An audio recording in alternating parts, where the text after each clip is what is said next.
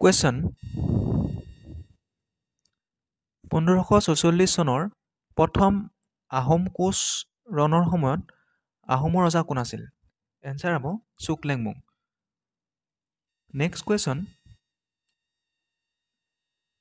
চুকাফাই প্ৰতিষ্ঠা কৰা আহোমৰ প্ৰথম মুখ্য সদৰ টিপাম কোন কোন অঞ্চলৰ মাজত অৱস্থিত? এনচাৰ হ'ব তিনচুকীয়া আৰু ডিব্ৰুগড়। নেক্সট কুৱেশ্যন প্ৰথম বৰপ্ৰাপ্ত গোহাঁই কনচেং কোনটো নামেৰে বেছি জনাজাত আছিল? এনচাৰ হ'ব কিনাৰাম। নেক্সট কুৱেশ্যন কোনজন আহোম স্বৰ্গদেউৰ শাসনকালত আহোম ৰাজসভাত হিন্দু ধৰ্মৰ প্ৰথম আনুষ্ঠানিক প্ৰৱেশ আৰম্ভণি ঘটিছিল? এনচাৰ হ'ব চুডাংফা। চুডাংফাৰ দিনত আহোমসকলৰ ৰাজসভাত হিন্দু ধৰ্মৰ আনুষ্ঠানিক প্ৰৱেশ আৰম্ভ হৈছিল। নেক্সট কুৱেশ্যন প্ৰাচীন অসমত কোনখন নদীয়ে অসমৰ পশ্চিমৰ সীমা নিৰ্ধাৰণ কৰিছিল? এনচাৰ হ'ব কৰোটোৱা ৰিভাৰ। কৰোটোৱা নদীয়ে প্ৰাচীন অসমৰ পশ্চিমৰ শেষ সীমা নিৰ্ধাৰণ কৰিছিল। নেক্সট কুৱেশ্যন মীৰ জুমুলাৰ লগত অহা ইতিহাসবিদজনৰ নাম কি? এনচাৰ হ'ব চাহাবুদ্দিন তালিচ। নেক্সট কুৱেশ্যন আহোমসকলে তেওঁলোকৰ অন্তিম ৰাজধানী ক'ত প্ৰতিষ্ঠা কৰিছিল? এনচাৰ হ'ব যোৰহাটত। কেতিয়া? 1794 1794 চনত। নেক্সট কুৱেশ্যন 1663 চনত খিলাৰজাৰী ঘাটৰ সন্ধিত মোগলৰ পক্ষত কোনে প্ৰতিনিধিত্ব কৰিছিল? এনচাৰ হ'ব মীৰ জুমুলা। মীৰ জুমুলাই 1663 চনত হোৱা খিলাৰজাৰী ঘাটৰ সন্ধিত মোগলৰ পক্ষত প্ৰতিনিধিত্ব কৰিছিল। নেক্সট কুৱেশ্যন গদাধৰ সিংহৰ দিনত নিৰ্মিত ধোদৰ আলি ক'ৰ পৰা ক'লৈ সম্প্ৰসাৰণ কৰা হৈছিল? এনচাৰ হ'ব যোৰহাটলৈ। নেক্সট কুৱেশ্যন উদয়াদিত্য সিংহৰ আহোমৰ নাম কি আছিল? এনচাৰ হ'ব চুনাতফা। চুনাতফা হ'ল উদয়াদিত্য সিংহৰ আহোমৰ নাম। নেক্সট কুৱেশ্যন অসম এছ'চিয়েশ্যন কেতিয়া গঠন হৈছিল? এনচাৰ হ'ব 1903 চনত অসম এছ'চিয়েশ্যন গঠন হৈছিল। নেক্সট কুৱেশ্যন কোনজন আহোম স্বৰ্গদেউ লৰা ৰজা নামেৰে পৰিচিত? এনচাৰ হ'ব ৰত্নদ্ৰ সিংহ। ৰত্নদ্ৰ সিংহক লৰা ৰজা নামেৰে পৰিচিত। নেক্সট কুৱেশ্যন কোনজন আহোম স্বৰ্গদেউৰ দিনত আলাবৈ যুদ্ধ সংঘটিত হৈছিল? এনচাৰ হ'ব চক্ৰধৰ সিংহ। আৰু আলাবৈ যুদ্ধ কেতিয়া হৈছিল? কিমান চনত হৈছিল? 5 আগষ্ট 1669। 5 আগষ্ট 1669 ইয়াৰত আলাবৈ যুদ্ধ সংঘটিত হৈছিল। নেক্সট কুৱেশ্যন লালুকসোলা বৰফুকনক হত্যা কৰা ব্যক্তিজন কোন আছিল? এনচাৰ হ'ব ভোটাই ডেকা। ভোটাই ডেকা লালুকসোলা বৰফুকনক হত্যা কৰিছিল। নেক্সট কুৱেশ্যন ইটাখুলিৰ যুদ্ধ কেতিয়া সংঘটিত হৈছিল? এনচাৰ হ'ব 1682 চনত ইটাখুলিৰ যুদ্ধ সংঘটিত হৈছিল। আৰু কাৰ দিনত হৈছিল? গদাধৰ সিংহৰ দিনত। আহোম আৰু মোগলৰ শেষ ৰণ কোনখন? ইটাখুলিৰ যুদ্ধ। নেক্সট কুৱেশ্যন কামৰূপৰ কোনজন ৰজাই কুৰুক্ষেত্ৰ যুদ্ধত অংশ লৈছিল? এনচাৰ হ'ব ভগদত্ত। ভগদত্তই কুৰুক্ষেত্ৰ যুদ্ধত কামৰূপৰ পৰা অংশগ্ৰহণ কৰিছিল। নেক্সট কুৱেশ্যন হস্তি বিদ্যানৱৰ অলংকৰণৰ কাম কোনে কৰিছিল? কুৱেশ্যনটো কি কৈছে? হস্তি বিদ্যানৱৰ অলংকৰণৰ কাম কোনে কৰিছিল? এনচাৰ হ'ব দিলবৰ আৰু দোচাই।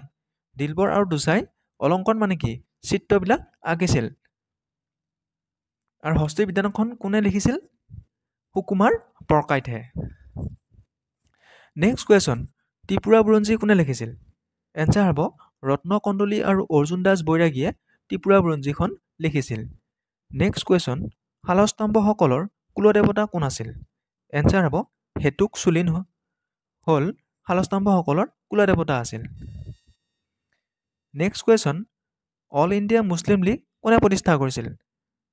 এনচাৰ হ'ব আগা খানে 1906 চনত অল ইণ্ডিয়া মুছলিম লীগ প্ৰতিষ্ঠা কৰিছিল। নেক্সট কুৱেশ্যন মহাকাশলৈ যোৱা প্ৰথম মানুহজন কোন আছিল? এনচাৰ হ'ব ইউৰি গাগাৰিন। কিমান চনত? 1961 চনত। নেক্সট কুৱেশ্যন মংগল গ্ৰহৰ উপগ্ৰহ কেইটা? এনচাৰ হ'ব 2টা। আৰু মংগল গ্ৰহৰ উপগ্ৰহ দুটাৰ নাম কি? ডিমোছ আৰু ফবছ হ'ল মংগল গ্ৰহৰ উপগ্ৰহ। নেক্সট কুৱেশ্যন বিশ্বৰ প্ৰথম মহিলা মহাকাশচাৰী কোন আছিল? এনচাৰ হ'ব ভেলেণ্টিনা টেৰেস্কভা। তেওঁ কিমান চনত মহাকাশলৈ গৈছিল বাৰু? প্ৰথম মহিলা মহাকাশচাৰী কিমান চনত গৈছিল? 1963 চনত ভেলেণ্টিনা টেৰেস্কোভাই প্ৰথম মহাকাশত গৈছিলে। নেক্সট কুৱেশ্যন, মাটিকালিৰ ভিত্তিত ভাৰতৰ আটাইতকৈ সৰু ৰাজ্যখনৰ নাম কি? এনচাৰ হ'ব গোৱা। গোৱা ভাৰতৰ আটাইতকৈ মাটিকালি ক্ষেত্ৰত আটাইতকৈ সৰু ৰাজ্য। নেক্সট কুৱেশ্যন, ভাংৰা কোনখন ৰাজ্যৰ মুখ্য নৃত্য? এনচাৰ হ'ব পাঞ্জাৱ। নেক্সট কুৱেশ্যন, সৌৰজগতৰ আটাইতকৈ ডাঙৰ গ্ৰহটোৰ নাম কি? এনচাৰ হ'ব বৃহস্পতি। বৃহস্পতি সৌৰজগতৰ আটাইতকৈ ডাঙৰ গ্ৰহ। নেক্সট কুৱেশ্যন, মাটিকালিৰ ভিত্তিত ভাৰতৰ আটাইতকৈ ডাঙৰ ৰাজ্যখনৰ নাম কি? এনচাৰ হ'ব ৰাজস্থান। ৰাজস্থান মাটিকালিৰ ভিত্তিত আটাইতকৈ ডাঙৰ ৰাজ্য। কোনটো গ্ৰহ দেখিবলৈ ৰঙা বৰণৰ? এনচাৰ হ'ব মংগল গ্ৰহ। নেক্সট কুৱেশ্যন, সৌৰজগতৰ আটাইতকৈ সৰু গ্ৰহটোৰ নাম কি? এনচাৰ হ'ব বুধ। নেক্সট কুৱেশ্যন, শুক্লধ্বজক কি নামেৰে জনা যায়? এনচাৰ হ'ব চিলাৰায়। চিলাৰায়ক শুক্লধ্বজ নামেৰে জনা যায়। নেক্সট কুৱেশ্যন, BTAD কোন চনত গঠন হৈছিল? এনচাৰ হ'ব 10 ফেব্ৰুৱাৰী 2003 চনত BTAD গঠন হৈছিল। আৰু BTADৰ ফুল ফৰ্মটো কি? Bodoland territorial area of district. Next question, ভাৰতৰ আটাইতকৈ দীৰ্ঘতম নদীখনৰ নাম কি? এনচাৰ হ'ব গংগা। গংগা হ'ল ভাৰতৰ আটাইতকৈ দীৰ্ঘতম নদী। নেক্সট কুৱেশ্যন, ভাৰতবৰ্ষৰ প্ৰথম বাতৰি কাকতখনৰ নাম কি? এনচাৰ হ'ব Bengal gazette. Next question, Buddha ধৰ্মৰ উপাসনা স্থলক কি বুলি কোৱা হয়? এনচাৰ হ'ব বুদ্ধগয়া। নেক্সট কুৱেশ্যন, বুদ্ধ ধৰ্মৰ পবিত্ৰ গ্ৰন্থখনৰ নাম কি? এনচাৰ হ'ব ত্ৰিপিটক হ'ল বুদ্ধ ধৰ্মৰ পবিত্ৰ গ্ৰন্থ।